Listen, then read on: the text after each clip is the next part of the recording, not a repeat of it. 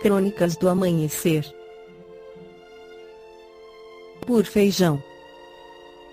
Centro Espírita Allan Kardec de Balneário Gaivota, 21 de julho de 2021. Papa diz que compartilhar bens não é comunismo, mas cristianismo. Em missa com presos e refugiados. Parte 1.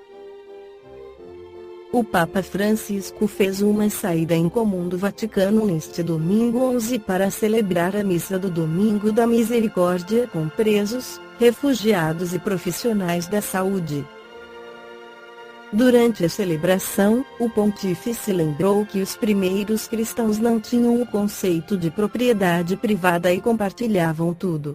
Isso não é comunismo, mas puro cristianismo, afirmou. Francisco também destacou a importância para os cristãos da misericórdia e de servir os demais. Não podemos permanecer indiferentes. Não podemos viver uma meia-fé, que recebe, mas não dá. Tendo recebido misericórdia, vamos nos tornar misericordiosos, pediu o Papa. A missa foi realizada em uma igreja próxima à Praça de São Pedro. Entre o público, com cerca de 80 pessoas por causa das medidas de prevenção ao coronavírus, havia presos de 2 presídios de Roma e de um centro de detenção de jovens, assim como refugiados da Síria, Nigéria e Egito e profissionais da saúde de um hospital próximo. O Papa, que tem 84 anos e foi vacinado contra o coronavírus antes de sua viagem ao Iraque no início de março, não usou máscara durante a missa, segundo a agência de notícias France Presse. O Papa Francisco está correto ao afirmar que compartilhar bens é cristianismo e Allan Kardec conforma isso em 2 obras. No Livro dos Espíritos, Allan Kardec questiona sobre a prática do bem. Pergunta 643. Haverá quem, pela sua posição, não tenha possibilidade de fazer o bem. Não há quem não possa fazer o bem. Somente o egoísta nunca encontra ensejo de o praticar. Basta que se esteja em relações com outros homens para que se tenha a ocasião de fazer o bem, e não há dia da existência que não ofereça, a quem não se ache cego pelo egoísmo, oportunidade de praticá-lo. Porque fazer o bem não consiste, para o homem, apenas em ser caridoso, mas em ser útil, na medida do possível, todas as vezes que o seu concurso venha a ser necessário. No Evangelho segundo o Espiritismo, Espírito Irmão Rosália esclarece sobre a caridade: amemo-nos uns aos outros e façamos aos outros o que quereríamos que nos fosse feito. Toda a religião, toda a moral, se encerram nestes 2 preceitos. Se eles fossem seguidos no mundo, todos seriam perfeitos. Não haveria ódios, nem ressentimentos.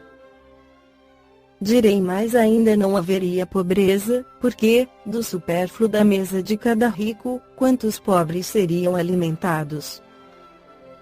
E assim não mais se veriam, nos bairros sombrios em que vivi, na minha última encarnação, pobres mulheres arrastando consigo miseráveis crianças necessitadas de tudo.